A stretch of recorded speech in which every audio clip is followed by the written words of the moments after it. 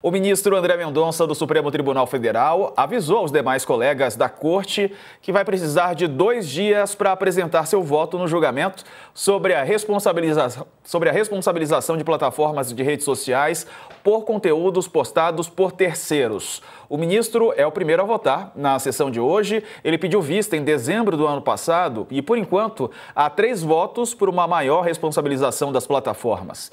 O voto vai discordar dos demais ministros. Mendonça indicou que deve apresentar um voto que traga mais garantias às redes sociais, destoando das propostas apresentadas até aqui pelos outros ministros. Segundo apurou o UOL, ele considera importante marcar sua posição nesse processo e vai ler na íntegra seu voto para expor todas suas teses e argumentos. Carlos Afonso, advogado, colunista do UOL, está aqui conosco. Assunto que sempre gera polêmica. Afonso, gera debate. Todo mundo fala em censura, todo mundo fala em caça à liberdade de expressão. Aqui no UOL, por exemplo, né, se a gente falar alguma coisa que for considerada ofensiva, o UOL e eu, se eu falar, né, se for eu o autor da frase, podemos ser responsabilizados. Na internet é diferente e não querem que mude, Carlos? Boa tarde. Oi, Diego. Oi, Carla. Quando a gente olha para questões ligadas à internet, a grande diferença é se perguntar sobre o que muda da informação que é produzida pela imprensa e que chega às mãos das pessoas através da TV, da internet, do jornal impresso, do rádio, daquele conteúdo que é consumido em redes sociais e em demais plataformas. E o voto do ministro Mendonça, ele justamente começa procurando desenhar o que existe de novo nesse universo digital. E acho que aqui é importante a gente fazer um recorte que ele é definidor de para onde vai a decisão do Supremo Tribunal Federal. O Supremo analisa um artigo do Marco Civil da Internet, que é o artigo 19, que diz que provedores de aplicações na internet apenas responderão pelo conteúdo postado por terceiros após uma ordem judicial que determine a remoção desse conteúdo. Então, a mudança aqui que foi introduzida por essa lei de 2014 é dizer que as plataformas, e não só redes sociais, a decisão que o Supremo vai valer para a Wikipedia, vai valer para plataformas de marketplace, enfim, vale para um ecossistema amplo de plataformas na internet. Essas plataformas, elas apenas seriam responsabilizadas com a ordem judicial. De certa maneira, se o Marco Civil da Internet não deveria ter sido atualizado nesses últimos 10 anos, instrumentos para fazer com que as plataformas moderassem de maneira mais clara, mais transparente, mais coerente. Isso não aconteceu e, por isso, o Supremo agora ingressa nesse julgamento de 2 ações que vai dar uma cara para esse desenho da responsabilidade de plataformas na internet. E é muito provável que o Supremo mude esse modelo atual, criando aqui novas situações em que as plataformas podem ser responsabilizadas caso, por exemplo, elas não respondam a uma denúncia, a uma notificação privada feita com relação a um determinado conteúdo, ou mesmo que elas respondam de forma automática, simplesmente porque o conteúdo foi postado, elas já responderiam. Então, saber que desenho é esse, a gente tem que esperar um pouquinho a leitura dos demais votos, e em especial sabendo agora que o ministro André Mendonça levará o final da sessão de hoje e a sessão de amanhã para terminar esse seu voto, que tudo indica será um voto mais protetivo da liberdade de expressão, costurando, quiçá, ali algumas exceções de uma maneira mais restritiva do que fizeram os outros 3 ministros que já votaram. 2 dias de voto, né, Carla? Vai ter um texto extenso esse voto do ministro André Mendonça. É cansativo, mas eu acho que o ministro faz isso porque ele já já está dado, né, que ele vai ser essa voz um pouco dissonante nessa questão. O CAF, boa tarde, CAF, ele está aqui, eu acho que ele explicou muito bem essa discussão, eu pegaria, Diego, para esse, é uma questão, a gente sempre ressalta a importância e a relevância disso, né? Porque, como você mesmo ponderou, a responsabilização das plataformas, a gente tem um avanço muito grande das plataformas que precisa ser atualizado, né? Que precisa ser, de alguma forma, analisado e atualizado. E aí eu chamo a atenção por uma fala que o ministro Gilmar Mendes, decano da Corte, deu essa semana, na segunda-feira, se não me engano, dizendo que o Supremo está querendo fazer é uma modulação inicial, digamos assim, para que o Congresso possa se debruçar também sobre o tema e aprimorar, né? A função do Congresso é legislar, então aprimorar as leis nesse sentido, mas com a base, né, que seria essa base do que vai ser decidido no Supremo Tribunal Federal.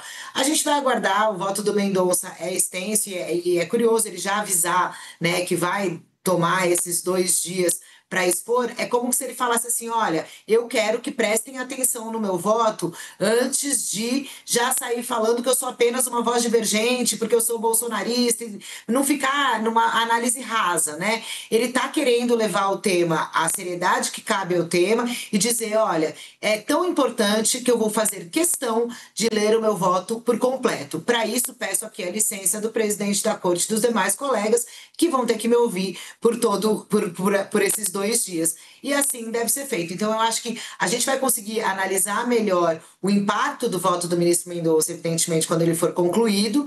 E aí a gente vê que caminho toma o Supremo Tribunal Federal de um tema, Diego, que vai e deve voltar ao Congresso para que haja deliberações, já que também no Congresso Nacional esse tema, há um clamor para que esse tema seja debatido, mas há também muita resistência, né? Então, e ao mesmo tempo a sociedade clama, nós aqui que fazemos o jornalismo profissional e sabemos a responsabilidade de uma informação, insistimos na apuração, na questão do outro lado, a gente faz o jornalismo profissional mesmo, né? E a gente sabe o quão é grave uma notícia falsa. Então, acho que é um debate muito atual, importante, e que hoje, nesse momento, está com as luzes ali, os holofotes nesse voto do ministro André Mendonça.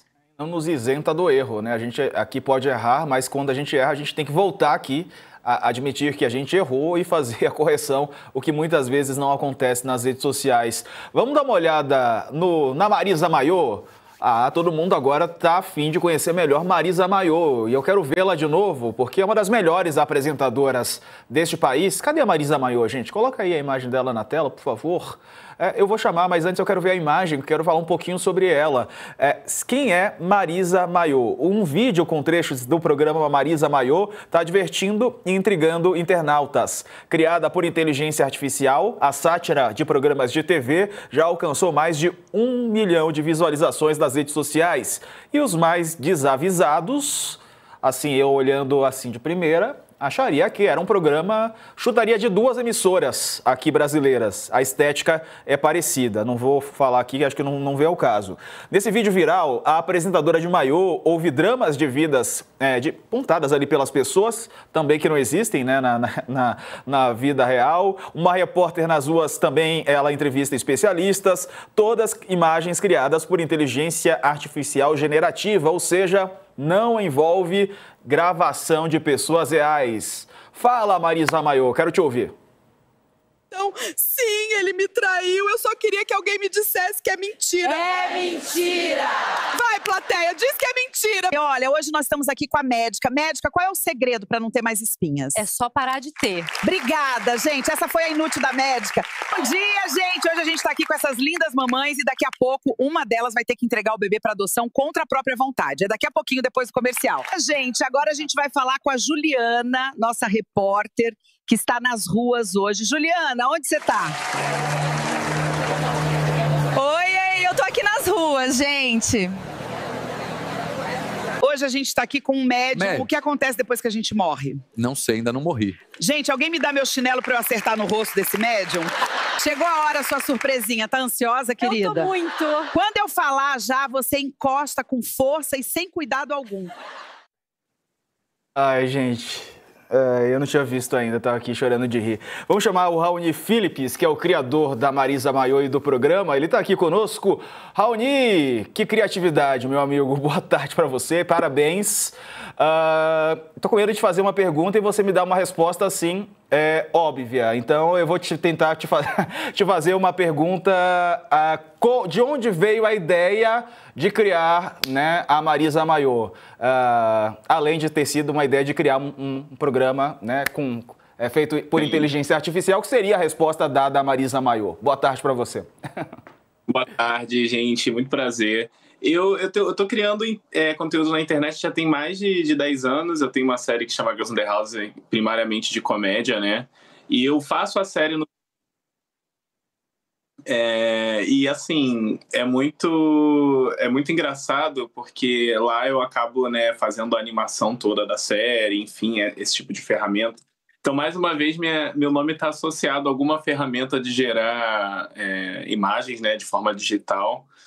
E para mim tá tudo muito inesperado, assim, eu nem esperava que ia ter tanta repercussão, porque eu fiz para testar mesmo a ferramenta. Eu sou muito fascinado por tecnologia, fico muito curioso, acredito que todo mundo fica um pouco. E eu fui lá tentar e eu falei assim, quer saber, eu vou tentar ver como é que funciona aqui, se fosse um formato de programa assim, assado. Eu fiz a imagem dela baseada numa personagem. Sim, ele me traz. Essa parte é ótima, né? Ela só queria ouvir que ele não traiu, e aí ela ouviu que ele não traiu e tá tudo certo. Resolveu o problema dela ali no programa. Gente, e assim, eu gosto muito, assim, é uma das referências do meu estilo ali na internet já. Então, conseguir criar isso através da EA Alice, meio que sem escrúpulos, foi perfeito, assim. Tá sendo uma experiência muito engraçada. Legal. O Raoni, eu também não tinha assistido ainda, mas fica evidente que é uma questão de humor, né? Pelas respostas escrachadas e por tudo isso. Mas como o Diego colocou no começo, quando a gente olha, parece pessoas reais, mas não são pessoas reais.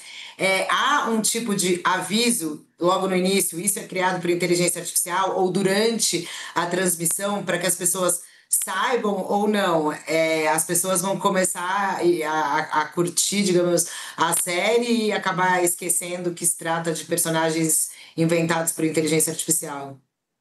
Quando eu postei o vídeo, eu postei no Twitter, assim, eu falei, gente, estou testando essa ferramenta aqui do Gemini, né, do Google.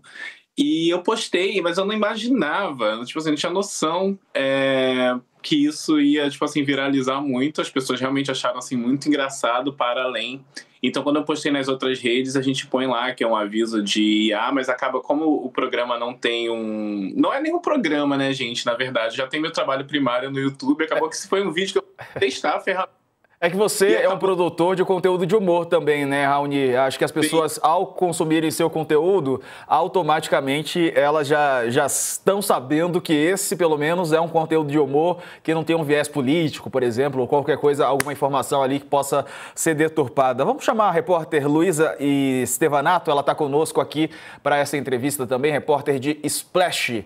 Fala, Luísa, boa tarde para você. Tem pergunta para o Raoni? Oi, Luísa. Não estou te ouvindo, Luísa. Habilita o microfone. Funcionou? Agora sim, diga lá. Oi, boa tarde, pessoal. Tudo bem? Tenho, sim, uma pergunta para o Raoni. Você tem a tecnologia muito como sua aliada, né, no seu trabalho. A exemplo de Girls in the House, que é um grande sucesso, tem milhões de visualizações no YouTube. Com esse surgimento dessas tecnologias super avançadas de inteligência artificial, super realistas, você pretende incluir isso no seu trabalho também, fazer novos trabalhos com esse tipo de tecnologia? Eu acho que, tipo assim, de uns tempos para cá, eu tenho usado algumas coisas, assim, de IA. São quase... Claro, não são muito perceptíveis ainda, são coisas simples, assim, tipo assim, coisas mais complementares. Eu vejo a IA, assim, por enquanto, pelo menos na minha vida, da forma que impactou, eu achei muito menos uma solução profissional, mas eu acho que virou um hobby de coisas descontraídas mesmo, sem grandes pretensões. Até quando eu criei esse prompt aí da Marisa Mayô também, foi uma coisa que geralmente eu faço, mostro para meus amigos, a gente ri ali no nosso rolê, eu resolvi postar. E porque a ferramenta é nova também, eu acho que ela não existe há muito tempo. Então, agora tá todo mundo falando, meu Deus, faz o programa da Marisa Mayô. E também a ferramenta nova, ela também não permite que você crie coisas muito longas, por exemplo, então fica lado ali de vídeos. Ô, Raoni, mas... Desculpa, eu só queria pegar esse gancho para saber qual é a tecnologia que você usa. Tem aquela Veo 3, 2, né? Qual delas é? Sim, eu não tenho certeza 100%, mas eu acredito que o Gemini do Google, ele criou essa modalidade de vídeo, eu acho que talvez seja o 3, mas quando você vai lá inscrever na plataforma, ele está dizendo que é o acesso ao 2, então eu ainda não sei exatamente, porque ele tem muitos planos ali para você assinar, para você conseguir usar as ferramentas. Então não tenho certeza se é o 2 ou o 3. Talvez seja o 3, porque ele fica muito realista de verdade, e essa é a proposta. E voltando para a pergunta da Luísa, eu acho que assim, se fala muito de IA na internet, tipo assim, tem muitas problemáticas em relação a isso. A minha visão é que tem como usar a tecnologia para a gente conseguir otimizar o nosso trabalho, de certo modo, né? E foi muito isso que aconteceu ali também. Eu acho que muita gente ficou assim confusa do tipo, IA que criou. Não, gente, eu criei todo o texto, o formato do programa, tudo precisa ser detalhado antes. A IA simplesmente ela não consegue ter essa ideia do nada também. Então foi muito um trabalho de escrita ali meu. E isso é preocupante, né? Porque eu escrevi aqueles absurdos ali. Não, mas é legal, o humor, esse tipo de humor é legal. Tem outros aí que o pessoal tá defendendo, esses eu confesso que não sou muito favorável não. O seu é legal, não ofende ninguém, né, só diverte. Esse eu confesso que eu gosto mais. E por enquanto, qual que é a limitação de tempo, Raoni, para fazer os vídeos? Então, é muito engraçado isso, porque, como eu falei, foi feito de forma despretensiosa e tá todo mundo amando e todo mundo querendo mais, mas assim, parece que ele tem um limite, eu acho que até por ser novo, ele tem um limite de 10 vídeos a cada 10 dias, se eu não me engano. Então, tipo assim, eu tô, na verdade, agora nesse momento de castigo de criar novos vídeos da Marisa Mayô. Eu tenho uns guardados aqui que eu acho que eu devo usar numa próxima edição, mas... na hora que você está gerando lá também, a IA ela também está muito suscetível a muitos erros. Então, independente de eu digitar lá as coisas, ele não acerta rápido também. Então, às vezes, tem muita coisa que sai errada. Sai em inglês, por exemplo. Você escreve em português e sai em inglês. Então, realmente, tem essa limitação de 10 vídeos por usuário e você só pode criar 10 vídeos a cada, tipo assim... 10 semanas. Então agora, no momento, infelizmente, gente, eu tô de castigo da Marisa Mayô. A Marisa Mayô tem aquele problema, morou fora, né, Luiz? Aí às vezes a gente confunde o idioma, aí vai falar em português, salta uma expressão em inglês. Quem nunca, Marisa Mayô? Diga, Luiz, você tem uma última pergunta para o Raoni?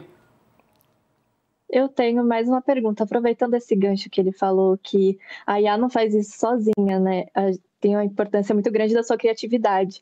Você pode dar um exemplo de um prompt que você usa para criar a Marisa Mayô? Como você descreve ali o que você quer para sair um programa de auditório desses?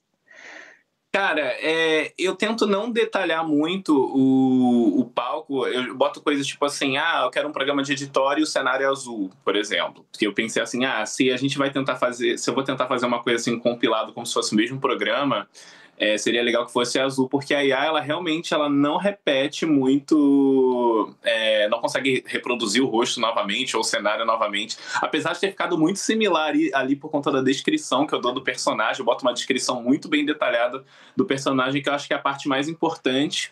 E, obviamente, também a questão de ter uma plateia. Eu não sei se vocês notaram, mas a plateia está constantemente batendo palma mesmo sem sair som. Isso é muito engraçado. Então, eu acho que ele capta a simbologia ali a partir do momento que você bota que precisa ser um programa de auditório ou ter plateia, por exemplo. Então, essas são as coisas, eu acho que são essenciais ter no prompt. E, obviamente, botar assim... escrever pelo menos umas 10 vezes que precisa ser em português do Brasil, porque mesmo você botando às vezes, ele começa a falar inglês. Eu fiquei tão chateado, porque eu tinha um vídeo sobrando ainda, botei lá pra botar e saiu tudo em inglês. Eu falei, não acredito! Marisa Mayô, por favor, fale em português pra gente te entender bem. Aliás, vamos ver mais uma vez, você que tá chegando agora no canal UOL, vamos ver essa atração, inteligência artificial, viu, pessoal? Toda feita com inteligência artificial, menos o roteiro, que é do Raoni Philips. Vamos ver de novo. Então, sim, ele me traiu. Eu só queria que alguém me dissesse que é mentira. É mentira!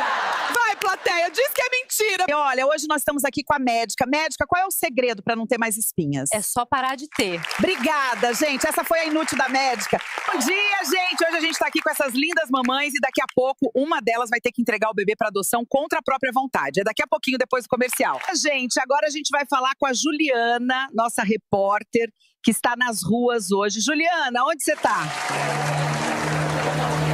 Oi, eu tô aqui nas ruas, gente. Hoje a gente tá aqui com um médium. O que acontece depois que a gente morre? Não sei, ainda não morri. Gente, alguém me dá meu chinelo pra eu acertar no rosto desse médium? Chegou a hora, sua surpresinha. Tá ansiosa, querida? Eu tô muito. Quando eu falar já, você encosta É tipo com o força inverno, né? Que todo ano tem. Daqui a pouco vai começar a fazer geada e frio. Aí a apresentadora manda, né? A equipe de reportagem manda o repórter pro frio e pergunta: como é que tá aí? Tá muito frio aí, né? O repórter vai falar o quê, né? Não tá muito frio. Ô, Raoni, quero agradecer demais pela sua participação aqui conosco. Depois do intervalo, a gente vai falar sobre as deportações do Trump. Como a Marisa Mayô chamaria esse intervalo pra gente? Como é que é? Sabe, o Trump está fazendo deportações em massa lá nos Estados Unidos de imigrantes. Como você acha que a Marisa Mayô chamaria esse intervalo, né? Esse assunto para depois do intervalo? Juliana, a gente soube que o Trump está fazendo deportações em massa. Como é que tá isso aí? Sim, o Trump está fazendo deportações em massa. Seria uma coisa mais ou menos... Seria assim. Até o nosso Master saiu antes. Mas é isso aí. Já estamos no intervalo aqui da TV. Quero agradecer a você, Raoni. Obrigado, viu, pela participação conosco. Um abraço, meu querido. Valeu, Luísa. Obrigado por participar com a gente também. Beijo. Obrigada. Valeu. E aí, Afonso, esse é um programa de humor. Lógico, tá na cara que é um programa de humor. O Raoni é um produtor de conteúdo de humor, né? Mas a tecnologia, ela é muito realista, né? Chega a impressionar. É verdade, Diego. E sabe o que é muito curioso? Nas redes sociais, na plataforma X, por exemplo, começou uma discussão nas notas da comunidade, porque você tem muitas postagens dizendo: olha que incrível esse vídeo feito por IA. E aí você tem agora uma disputa, porque as pessoas estão querendo colocar uma etiqueta embaixo do vídeo dizendo: não foi feito por IA, foi feito por um criador que fez o roteiro, a IA apenas elabora em cima de uma criação. Acho que esse caso da Marisa Mayô, ele faz parte dessa nossa jornada de aprendizado sobre o que significa criar conteúdo para a internet, utilizando essas novas ferramentas. E isso vale tanto para o criador, que precisa ter habilidade para entender como é que essas ferramentas são utilizadas com as suas restrições. Aparentemente, essa ferramenta atualmente permite vídeos curtos de 8 segundos, então isso também faz com que o próprio conteúdo precise ser formatado para essa restrição. E, por outro lado, essa é também uma jornada de aprendizado de quem está do outro lado da tela, de entender que isso é um conteúdo que se chama sintético, né? Que é um conteúdo artificial, que é um conteúdo criado a partir de uma ferramenta, e, em especial, quando esse conteúdo trouxer ali cenas que parecem muito reais, a gente começar a ter uma saudável suspeita de: será que isso é inteligência artificial? Será que esse vídeo, no final das contas, ele não é um vídeo verdadeiro, ele é algo que foi criado a partir de uma ferramenta de IA? Eu acho que é essa noção que a gente vai começar a construir. Quanto mais você vê esses vídeos de IA, mais você começa a notar alguns padrões, algumas situações que levantam essa suspeita. Então, eu acho que essa mudança ela é dupla. Ela é tanto para quem cria, como para a esses conteúdos nas redes sociais. A gente está voltando para a TV agora. Eu vou te fazer mais uma pergunta. Quero fazer mais uma pergunta para o Carlos Afonso, ainda falando sobre redes sociais, sobre Marisa Mayô, mas não só isso, sobre outros conteúdos. Tem como identificar, Carlos, além de se perguntar, será que isso é feito? Tem uma maneira que a gente pode identificar, sei lá, usando a internet mesmo, ou algum programa que traz faz essa análise mais precisa? Nos sites, em especial no que diz respeito a conteúdos gerados em texto, que procuram identificar padrões de um conteúdo que parece ter sido feito a partir de ferramentas de produção de texto automatizadas. Mas é sempre bom lembrar que essas ferramentas, elas, enfim, podem errar de uma maneira importante. Então, me parece que é muito mais confiável a gente começar a criar um aprendizado, a levantar suspeitas, a tentar investigar e entender padrões, do que confiar cegamente numa porcentagem que diz esse texto foi feito com IA e aqui está uma porcentagem que diz quanto do texto saiu com IA ou não. Até porque muitas das ferramentas de inteligência artificial, se você jogar o texto lá e perguntar para o texto, você que escreveu isso? A depender da programação, o texto vai te dizer, sim, fui eu que escrevi. E aí a gente tem nas universidades brasileiras uma série de comitês de ética levando alunos por plágio, quando no final das contas o ChatGPT puxou para ele a autoria de textos que ele jamais escreveu. Então, é importante entender como essas ferramentas funcionam para que a gente não compre gato por lebre. E aí só um último recado, Diego. Esse é um assunto que a gente vai precisar se atualizar com frequência, porque a cada nova atualização, a cada nova versão das ferramentas mais populares, aquele padrão que você tinha lá atrás pode ter mudado. Então, se você tivesse perguntado isso há 1 ano atrás, eu ia te dizer, olha as mãos dos personagens. Então você vai ver que volta e meia aparece uma foto ou um vídeo da pessoa com 6 dedos. Enfim, as mãos acabam entregando muito se aquele vídeo é um vídeo feito com inteligência artificial. Hoje em dia, cada vez menos. Estão ficando mais sofisticados. Boa, Carlos. Obrigado pela participação conosco, amigo. Um abraço. Boa noite.